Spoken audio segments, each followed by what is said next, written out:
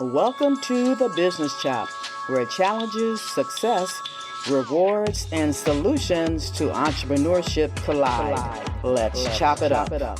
Hello, Chop Squad and friends. Our guest today is an Emmy Award-winning visibility strategist, media advisor, and talent brand builder who helps experts, executives, and founders get seen, heard, and known by scaling content and media reach. His name, Vinnie Potestivo. As the founder of VPE.TV and host of I Have a Podcast, and that's registered, folks, so don't think about you're going to use that tomorrow. You're going to have to pay up. But anyway, Vinnie shares insights on discovery, visibility, and impact, helping leaders turn their personal brands into sustainable, monetizable assets. His expertise spans across TV, podcasting, and digital platforms with a deep understanding of what makes a brand stand out and stay relevant. Now, we're going to learn more on the other side of this break. Knock out your competition with Altogether Marketing. We elevate your brand. Take a stance with your business name, logo, the tagline, your colors, even the fonts for your business. And then jab left with your website, jab right with core values. Back up with product experience and bring it on with you.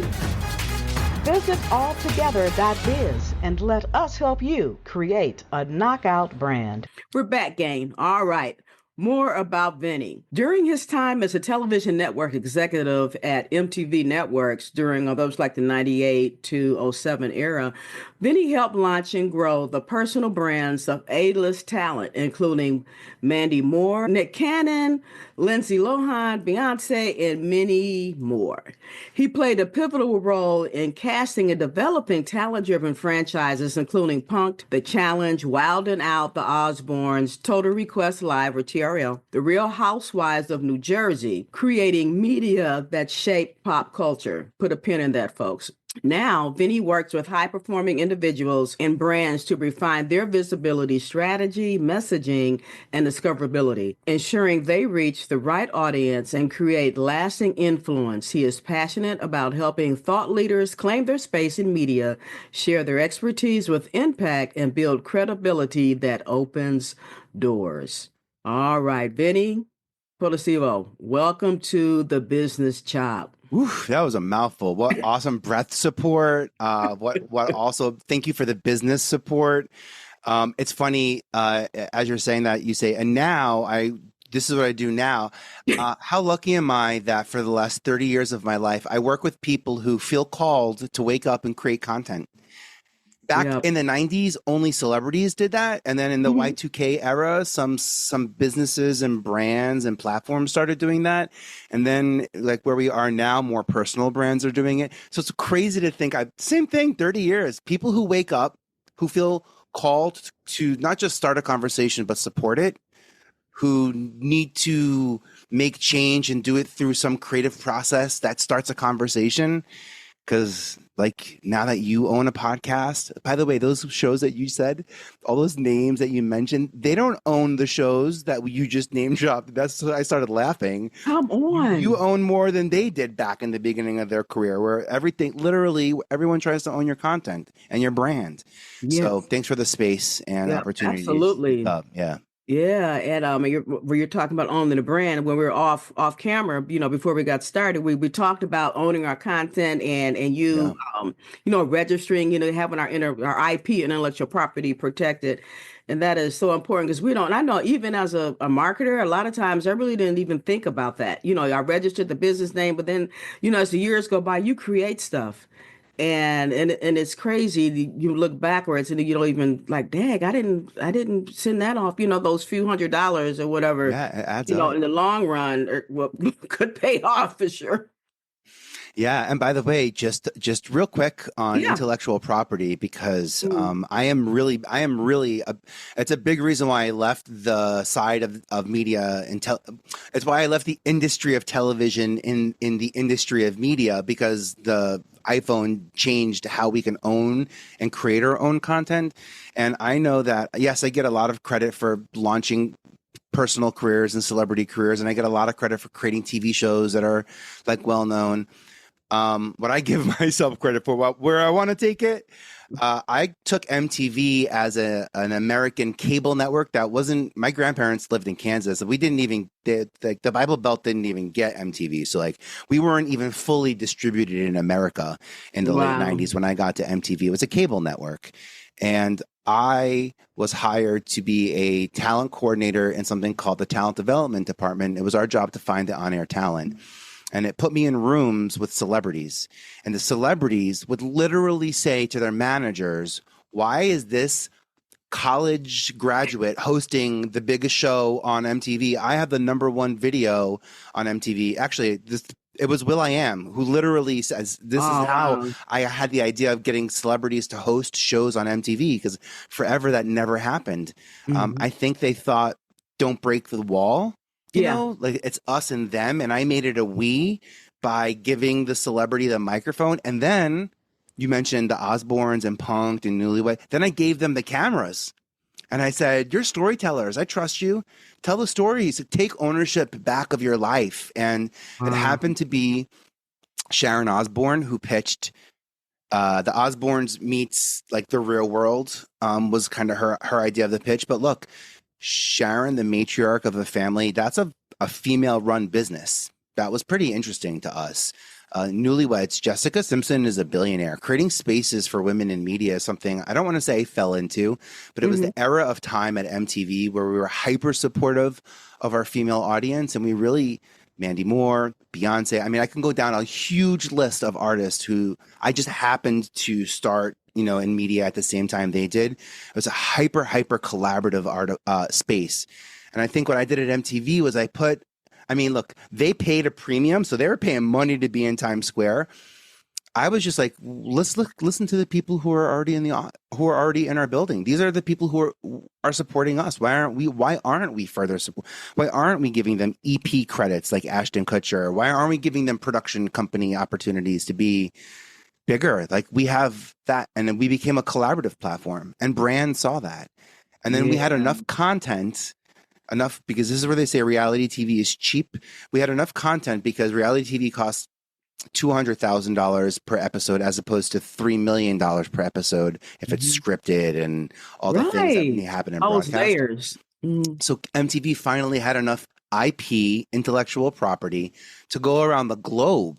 And now there's MTV in all these different countries, and it's all because we own the content, so we can transcribe it and we can translate it and we can propagate it and aggregate it and syndicate it. There's so many ways to make money from content when you own the intellectual property. And I think that's where I'm having a lot of fun, especially with podcasts. I'm getting podcasts now on Delta and United and American Airlines, on Gas TV and Laundromat TV and Elevator TV. I'm getting us played in the 30-second ads that people have to watch on Hulu and Peacock. And those are really high value. Yeah. And let me tell you something. A brand will pay you for guaranteed impressions in video media, so like 1,000 impressions. They'll pay you for a guaranteed impression if you can deliver your expertise. So it's like your brand is the shell, your brand is the expert here. You're semi-aligning, you're sort of semi-endorsing a product, so align with who you're or service, align with who you're talking about. And you're basically creating a 30-second promo video about how great this product is, leveraging how great your expertise is.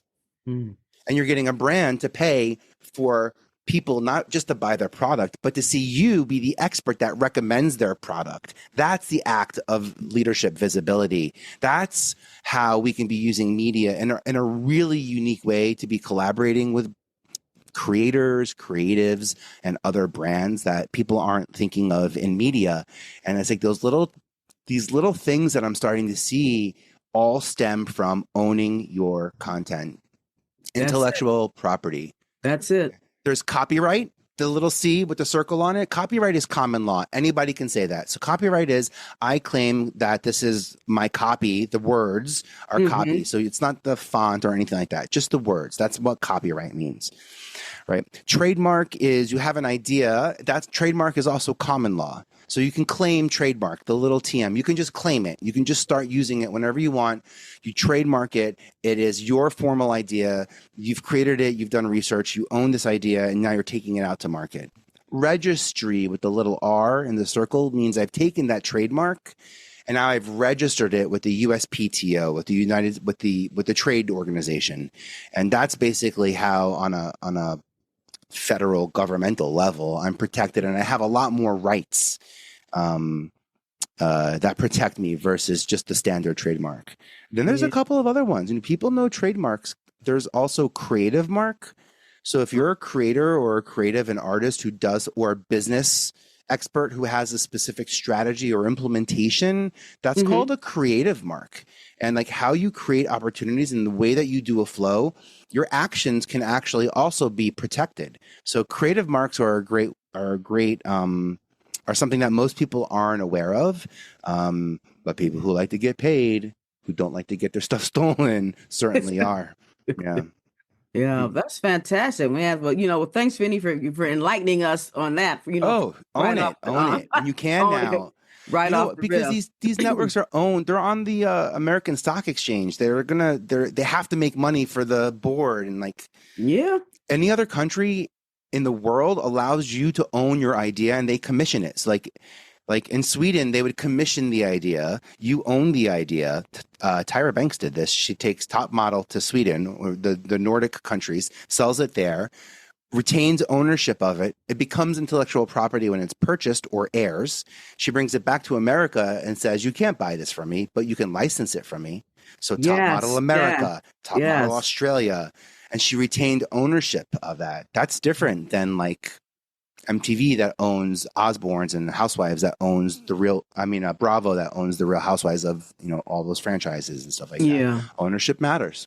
Yeah, that really does. Yeah, because often I think about, what happens since we're more of this global society now, how our content gets, duplicated or just stolen outright, how we protect that. So that's real. But our visibility is our viability, and there's so much we can be doing. If you own your content, what I just saw happening with AI in April of 2025 with the advent of video AI, I can now take all of my old, if I'm starting current or have finished podcasting, I can take all of my old artwork and animate and illustrate them and bring them to life in a way that never happened before. So because of technology, I can now create more context around my content.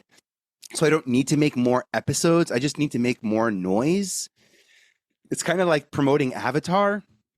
Many of us probably didn't see this, many of us probably didn't see the movie or certainly didn't see the second movie, but we saw the trailer or a Star Wars film or The Godfather or some of these epic movies that we've just gone with the wind, epic movies that people are expected to see. They just didn't, but they saw the trailer. And that's the mid-form and short-form content that really makes impact. And if I can get that distributed where people can't swipe, can't tap, can't click, it's a guaranteed view. And it's measured because ads, ironically, are one of the only highly regulated markets in media.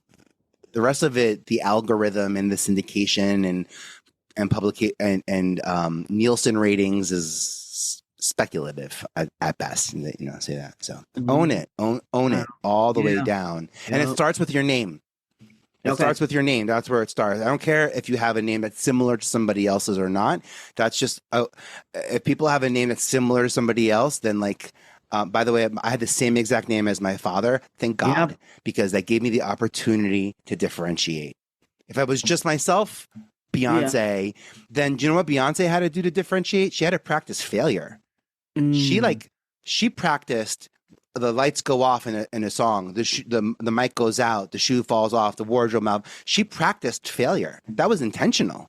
My last episode on my podcast, I have a podcast, is with Beyonce and her dad. We talk about how we built out her talent brand strategy and how we use Destiny's Child as a group or as a company brand. And then we intentionally built their individual brands.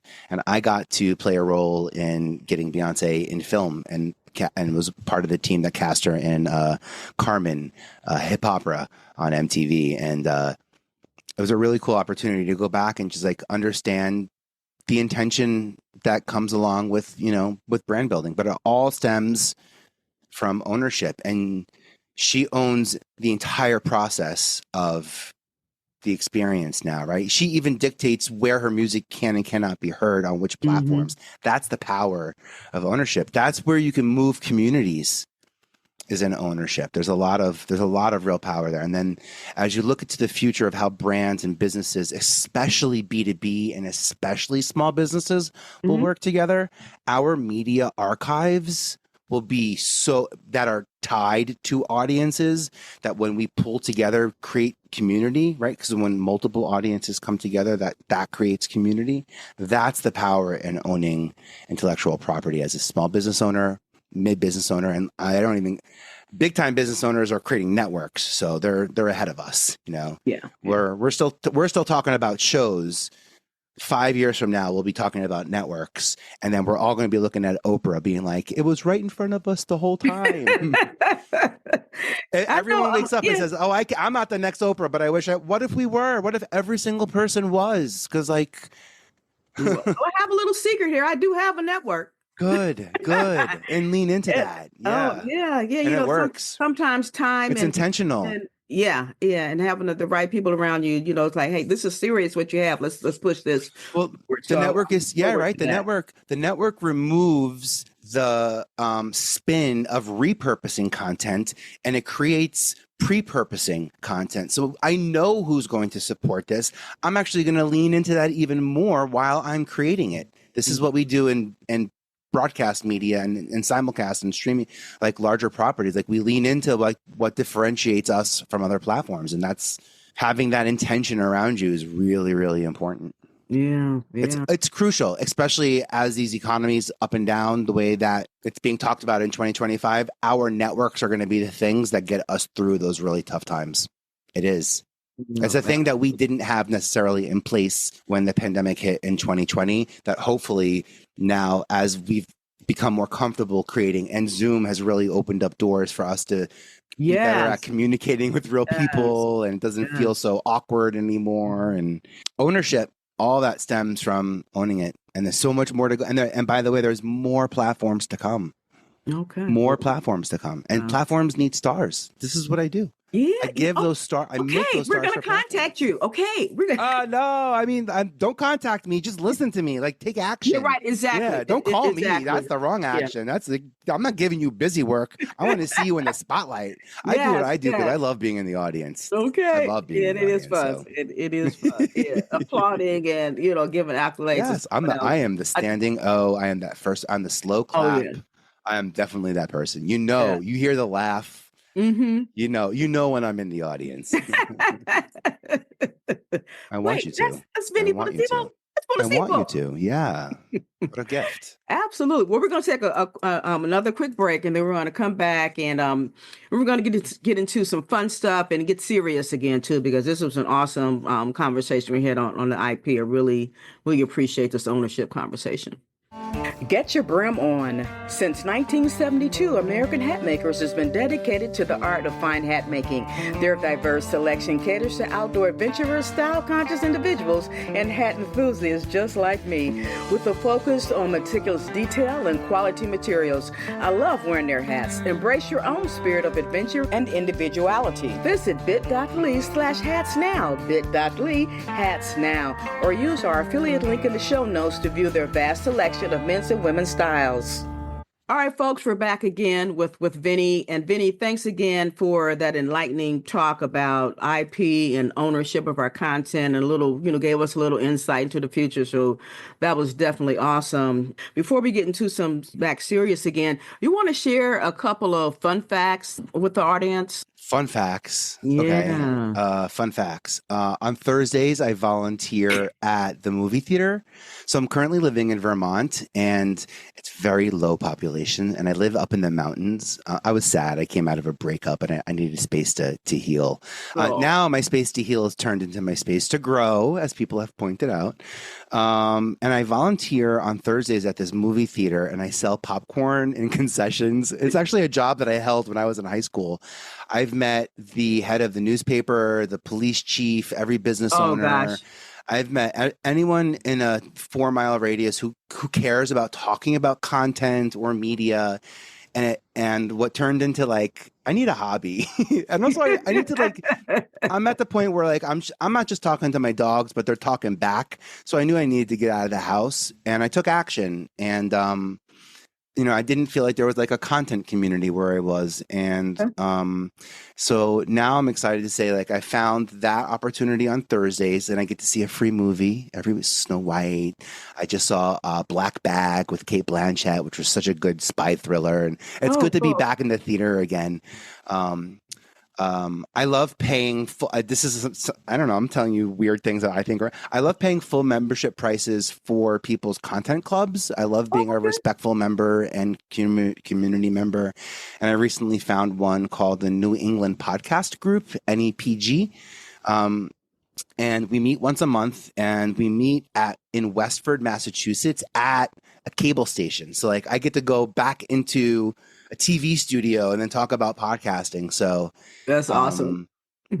I don't know. Just that's for a city boy who was born and raised, in Staten Island and Brooklyn and lived his entire life in the city and who was not aware of geography in general outside of the New York City area, like most New Yorkers. And then things that I don't think are surprising. I'm the oldest of 6. I think I give off like big brother energy. I'm a people champion. I make things happen for my siblings, and that includes like the good and the blame. Right.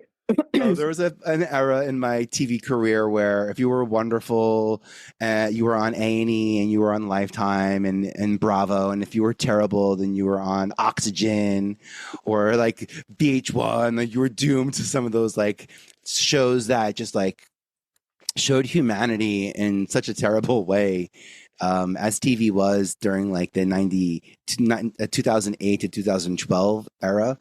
But to realign, to get TV to get intentional again, to get them to get platforms and networks to be conscious about their content, that's something that I didn't think I'd get to do, is like weigh in on what conversations not only are we starting, but how we're supporting them from a talent perspective. So yeah. I hope that answers the question. Can I ask what are that was a long-winded answer for something I didn't know the answer to.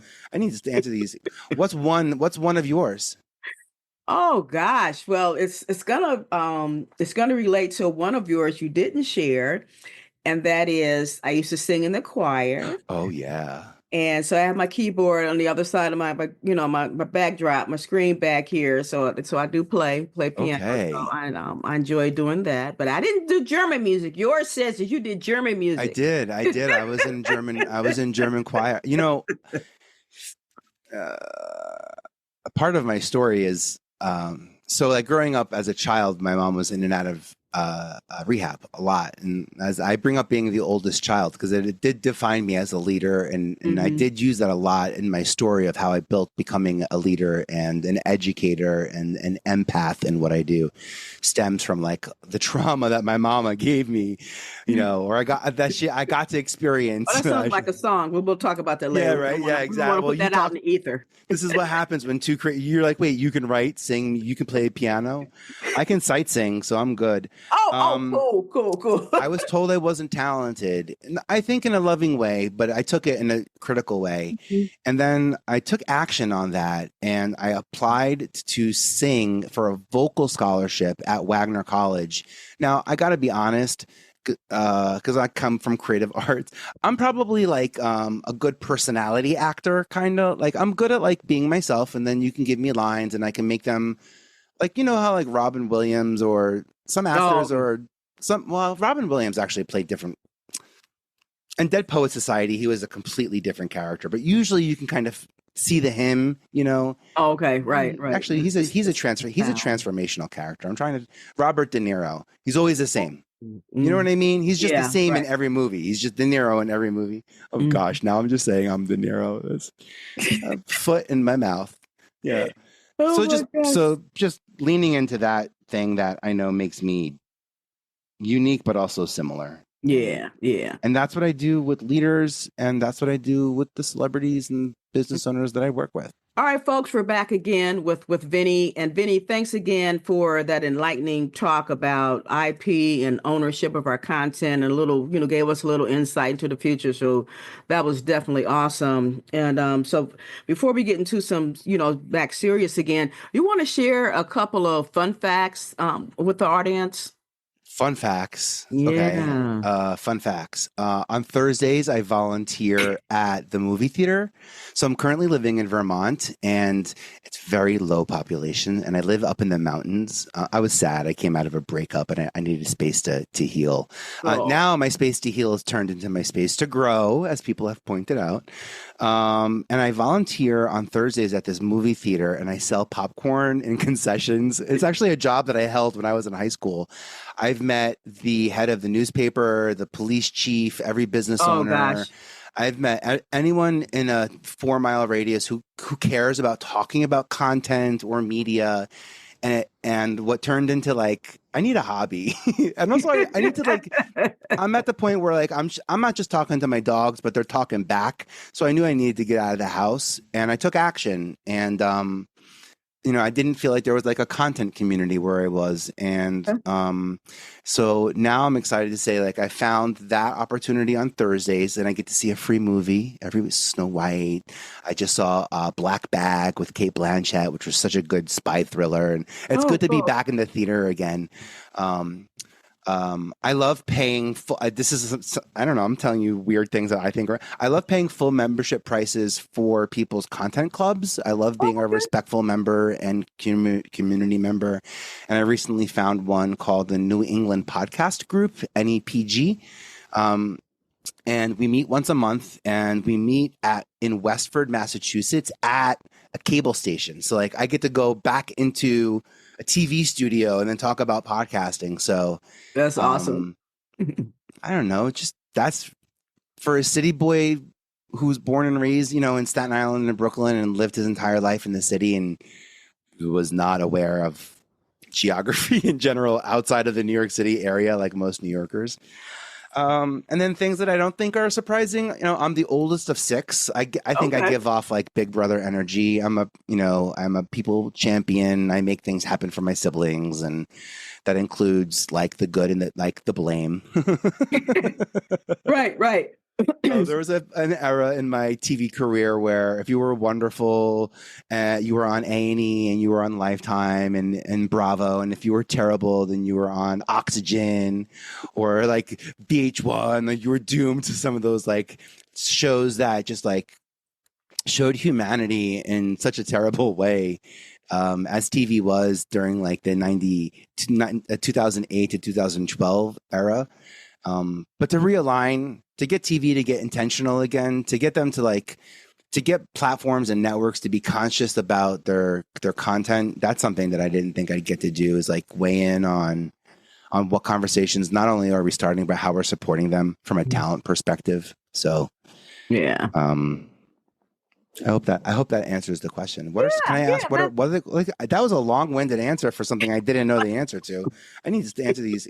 What's one of yours? Oh gosh. Well, it's gonna relate to one of yours you didn't share, and that is I used to sing in the choir. Oh yeah. And so I have my keyboard on the other side of my backdrop, my screen back here. So I do play piano. Okay. So I enjoy doing that. But I didn't do German music. Yours says that you did German music. I did. I was in German choir. A part of my story is so like growing up as a child, my mom was in and out of rehab a lot, and as I bring up being the oldest child because it did define me as a leader, and I did use that a lot in my story of how I built becoming a leader and an educator and an empath in what I do stems from like the trauma that my mama gave me, or I got to experience. Oh, that sounds like a song. We'll talk about that later. Yeah, right. Yeah, exactly. We want to put that out in the ether. This is what happens when you're like, wait, you can write, sing, you can play piano. I can sight sing, so I'm good. Cool. I was told I wasn't talented, and I think in a loving way, but I took it in a critical way. And then I took action on that, and I applied to sing for a vocal scholarship at Wagner College. Now, I got to be honest, because I come from creative arts, I'm probably like a good personality actor, kind of like I'm good at like being myself, and then you can give me lines and I can make them like, you know how like Robin Williams or some actors or Robin Williams actually played different. And Dead Poet Society, he was a completely different character, but usually you can kind of see the him, you know. Oh, okay, right. Actually, he's a transformational character. Robert De Niro. He's always the same. You know what I mean? He's just the same in every movie. He's just De Niro in every movie. Oh gosh, now I'm just saying I'm De Niro. That's a foot in my mouth. Yeah. So just leaning into that thing that I know makes me unique, but also similar. Yeah.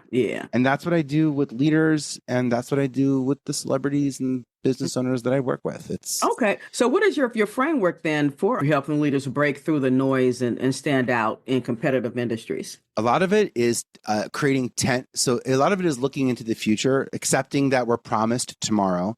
So we're not leading for today. We're leading for tomorrow. So I want to accept that, right? That's like step number one. It's a big belief change. Yeah. Some people believe that they're not promised tomorrow, so they have to do everything today. And to me, while I agree with the philosophy, the execution of that is a scare tactic. It scares people that tomorrow isn't happening, and that the incentive to do something today is based on the fact that you're scared that tomorrow might not come. What if you're not scared that tomorrow isn't going to come? What if you know tomorrow is going to come? Yeah. I spend my life knowing every single day that tomorrow will come. And you know what? I'm only going to get it wrong once, and I'm not going to be here the day that I get it wrong. That's a mind shift right there. But you know what I mean? To go to bed and to have to think, is tomorrow going to happen to me every single night?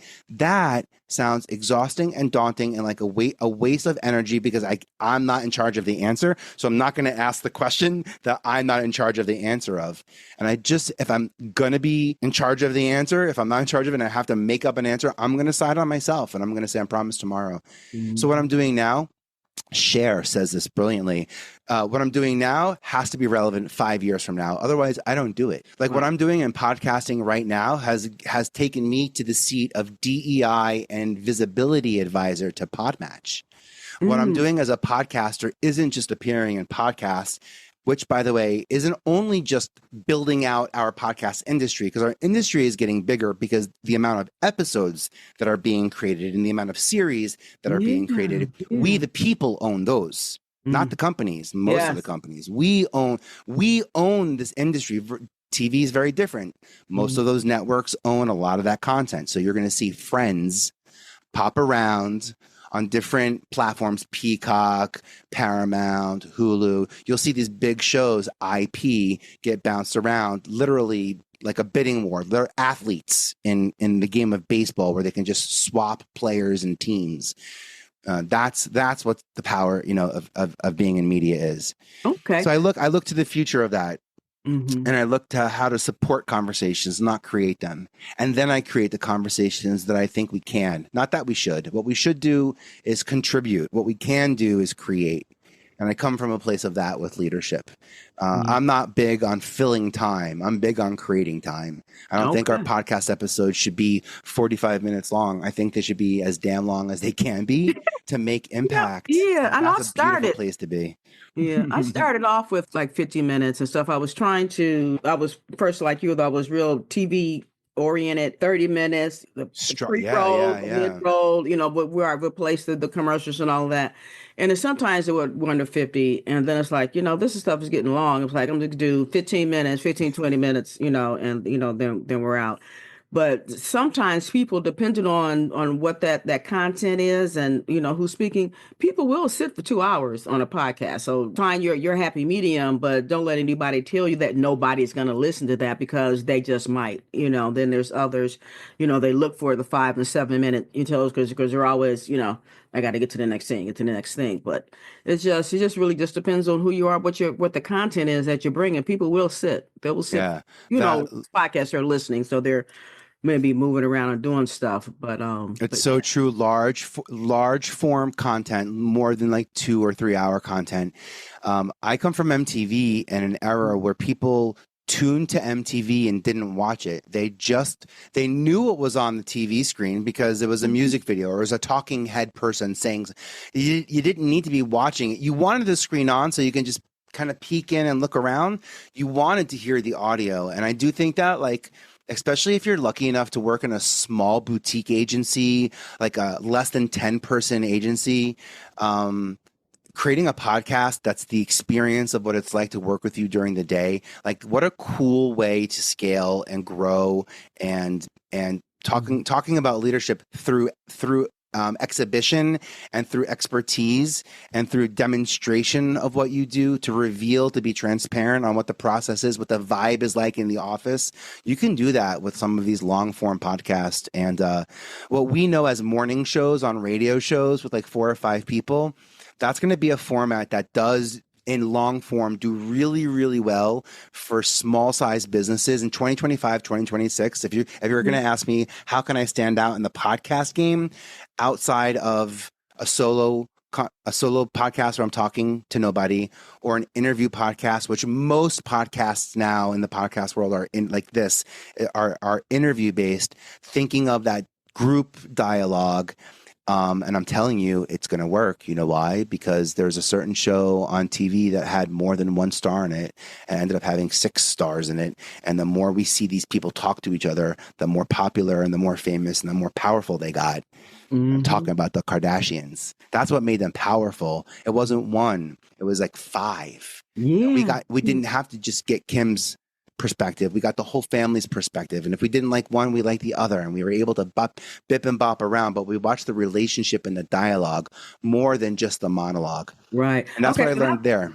Okay. So how can we take something like that, for ourselves? We were talking about, building our visibility, is through podcasting, or what other strategies that you use to make a brand, searchable and discoverable. So, well, first off, visibility starts like in discovering yourself. So like the power in knowing who you are is that you tell Google and you tell LinkedIn who you are. Like, we're shifting from this world of implied sort of visibility where you're visible everywhere. You have so many followers, you have a book. So because you have visibility here, it must imply that you're an expert, right? So like this implies one, and there's a social implication. That's an emotional reaction. That's not a data point. The implication is there.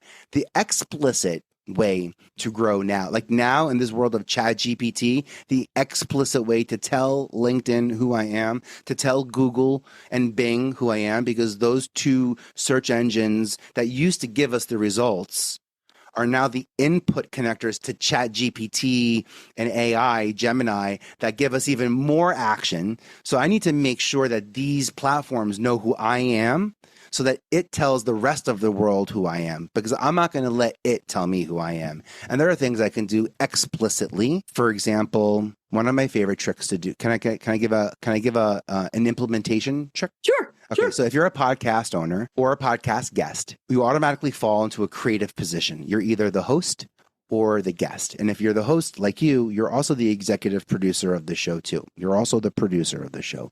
You also wrote an opening to this, which makes you the writer of the show. You also mentioned that you edit the show, which makes you the editor of the show as well.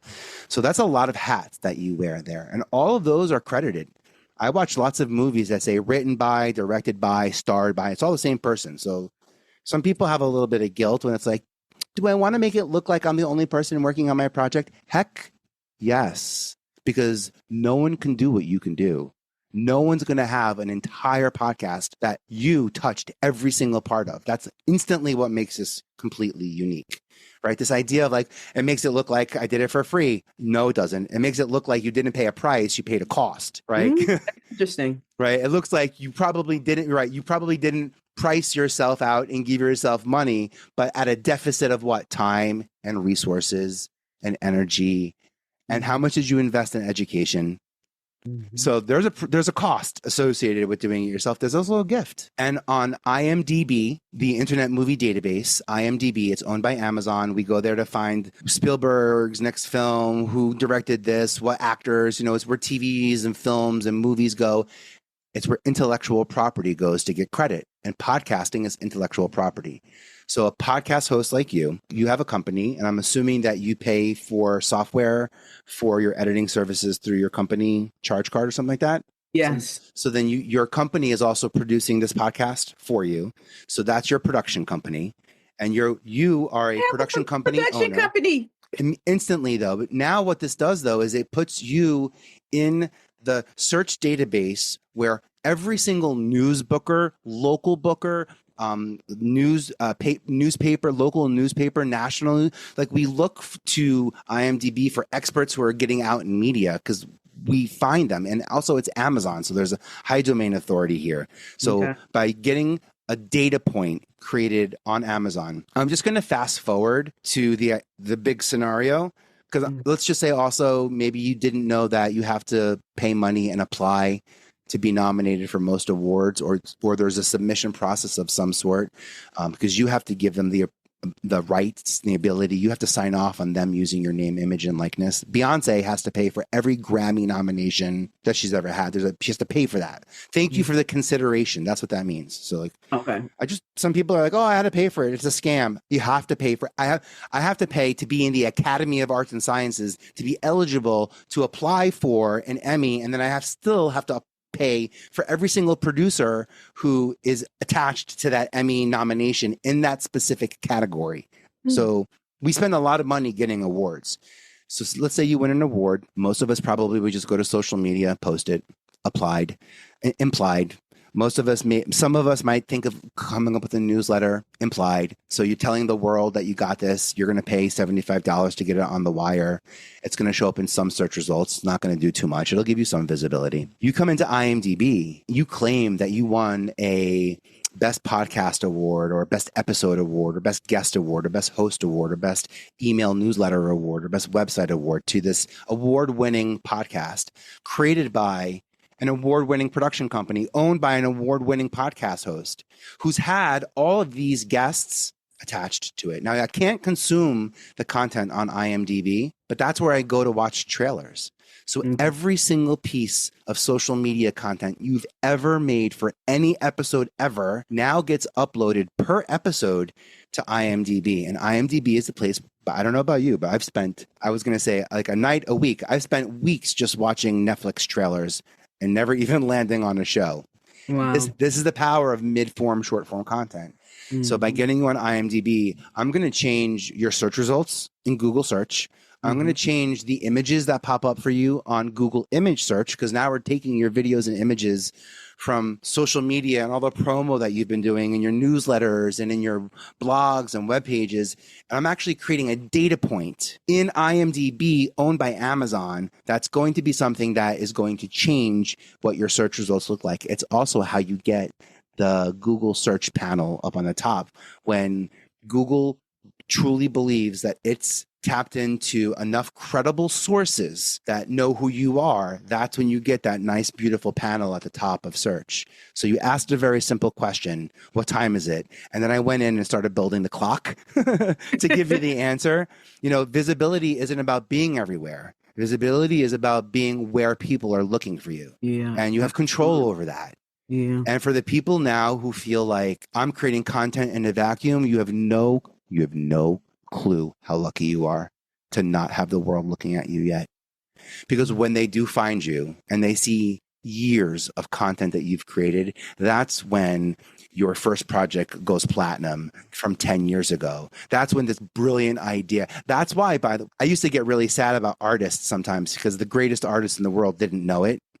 They were dead well before we ever valued them the way we value. Yeah. Like time is a bandit. There's something interesting now about what's happening here because I'm able to see the value quicker now than ever before in what we do because of how we can scale that brand. If you can create what you can, not what you should. What you should is participate, but what you can do is what no one else can do. And I don't care if it doesn't make sense now. I made lots of podcast episodes I haven't aired yet. I'm waiting for the right time. Yeah. And I also want to say this. I created some big shows 20, 30 years ago that are still highly relevant. If I focused on creating shows for the trends back then, or if I focused on creating shows for the audience back then, that's a weird thing. People say, know who your audience is and create content for them. I don't, I have such a broad audience. I don't know. It's not one person, and I don't want it to be. I create content for myself. I trust myself. I trust myself because I talk to my audience like a person and I know what's going on. You know who I learned that from? Beyoncé and Mandy Moore and like big celebrities who are big, Jennifer Lopez, like people who weren't afraid to get in the mud and get dirty and figure out what are we talking about? Christina Milian is a great example of an artist and a business owner who is in the murk with us and then goes out and creates the opportunity to build an audience or a community around the murk and our pain and our grief and our love and our wins. That's the type of business owner I get to, support now. Not the one who I had to in the Y2Ks who just wanted to be famous, but the one who wants to be famous for impact. That's a big opportunity. And you own your content. You have quite a lot of ways to do that. And it's not just even in the ownership of content, but it's in participating in other people's content that they own. And that's big. And we haven't even gotten into the whole crypto component of what collaborating looks like in the future for creatives. But I do believe in the future, there's a way for us to have tighter collaborations. I just stay away from collaborations now. Collaborations are like a third project. Like you got your project, I got my project, but to work together, we got to collaborate and create a whole third project. So for all y'all who are picking up on what I'm putting down, integration is the goal. I'll collaborate with you once with the goal of integration. I want to be integrated into your business. I want to be your visibility person. I want to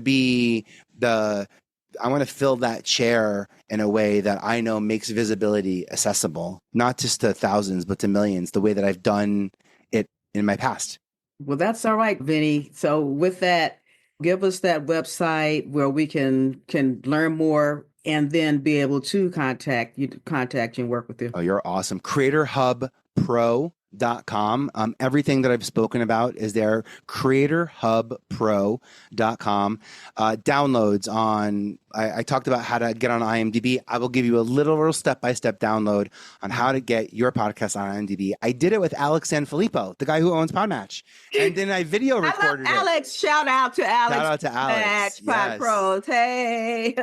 And talking about, by the way, getting feedback from your peers. Alex said to me one day, he goes, Vin, I've listened to a lot of podcasts, which, I'm leaned in because Alex is a pro. And he goes, but he is. You sign off. He lives in a warm weather space. I can't wait. You don't like him that much. I'm so jealous of that. I know. I'm thinking about. I used to make fun of snowbirds. No, I'm like, yeah.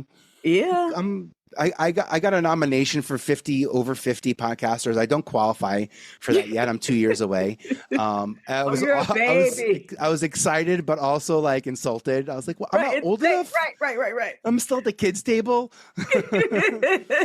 But I know how much more pain and grief do I have to go through? Come on. I just want to sit by grandma. Let me sit by my grandma. I want to be the number one. Yeah. If that comment there wasn't revealing of my character in and of itself enough, and I think that's why I connect so well with the clients that I do. Strong female business women who run giant companies like Rakuten or Rite Aid or Payments.com, and also their families. Like it's the literal same. Leadership is leadership, and I know. Like I'm like the Wizard of Oz. You're Dorothy. You're the star. Yeah, I'm gonna name the movie after myself, but you're the star. You know what I mean? And you've always had it, and I'm honored to do that. CreatorHubPro.com is a place to go, where I have lots of information. I have a database of awards that you could apply for, and I also have it in time order. Too. So awards are something that happen every year. Knowing when to apply, when they are in consideration matters too. So get that put together. I'm here to help and support and guide to success. I appreciate this time. Oh, absolutely. Appreciate having you here, Vinnie. So Chop Squad, make sure you go to his website there and also plug into his podcast too. I have a podcast.com. That's it. I have a podcast.com. So Vinnie, I know we're going to be in touch again. This conversation is only started. Yeah, it is. For sure. Oh my goodness. Is that an invite back? Oh yeah. Yes, some other confirmed. stuff, Thank you. going Honored. on here. Yeah. Honored. Yes. All right. Yeah. Oh. Yeah. Oprah, make me your Nate. Let's go. Okay. I want to be. Right. Come on. You got that power. You Oh, do. ooh, yes, I own this. Yeah. So, so you're definitely, I don't have to ask anybody. All right. So, Chop Squad, we're going to see you next week with another fantastic episode of The Business Chop. Thank you for listening to The Business Chop. We hope that you were able to glean valuable information from our guests and that you will download and share this podcast. Your rating and review is much appreciated. To go deeper with our guests, please visit their website and social channels. To learn more about us, please visit businesschop.info or altogether.biz, where we will help you expand your brand.